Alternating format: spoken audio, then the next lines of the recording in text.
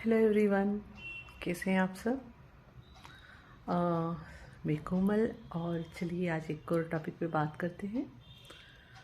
जो मैं twin flame series बना रही हूँ उसमें एक ये नेक्स्ट वीडियो है कि चेज़र कैसे चेजिंग करना स्टॉप करता है।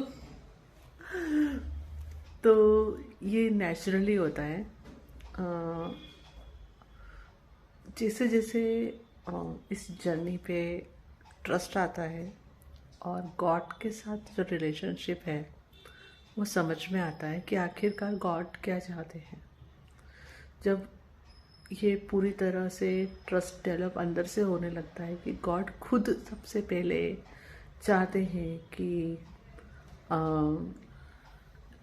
दोनों ट्विन फ्लेम्स अपने हार्मोनी में आए और हार्मोनियस यूनियन में रहें।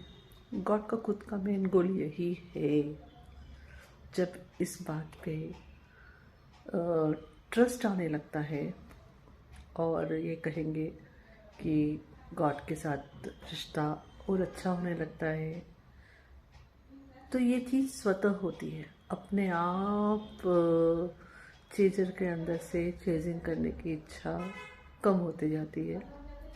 वह बहुत कनेक्टेड फील करता है फिर अपने आप को अपने काउंटर पार्ट से। इट इज़ लाइक कि उसके हार्ट स्पेस में वो ऑलरेडी मौजूद है, और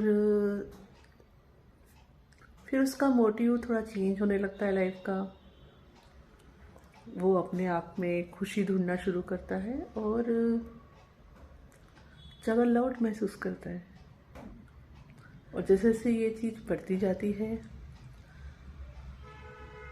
ये अपने आप ही हार्मोनी अट्रैक्ट करने लगती है। और कहते हैं ना कि ज़बरदस्ती आप फल को पकाओगे तो वो टेस्ट नहीं आएगा जो नेचुरली पकने से आता है। बोलने का मतलब, जस्ट मेरे कहने से या किसी के कहने से कोई चेसिंग स्टॉप नहीं कर सकता। ओके, ये चीज़ उसके अंदर से ही आती है। ये कह लीजिए, कुछ जो भी प्रोसेस होती है हर एक डिवाइनली गाइडेड है। ठीक है, हर किसी की जर्नी यूनिक है, हर किसी के लेसन यूनिक है। तो अकॉर्डिंगली ही सारी कहानियाँ बनती है, सारी स्टोरीज बनती है, सारे पास्ट के एक्सपीरियंस होते हैं। तो यहाँ किसी पे भी कोई लेबल लगाया नहीं जा सकता। और जब वह पर्सन अपने आप पे काम करना ज़्यादा शुरू करते हैं, अपने आप को प्रायोरिटी देते हैं, अपनी हीलिंग को प्रायोरिटी देते हैं, तो ये चीज़ अपने आप शुरू होती है। और ये नहीं कि मैं कहूँगी कि जैसे मिरेकलस वे में एक दिन में सब हो जाएगा, बट हो सकता है। पहले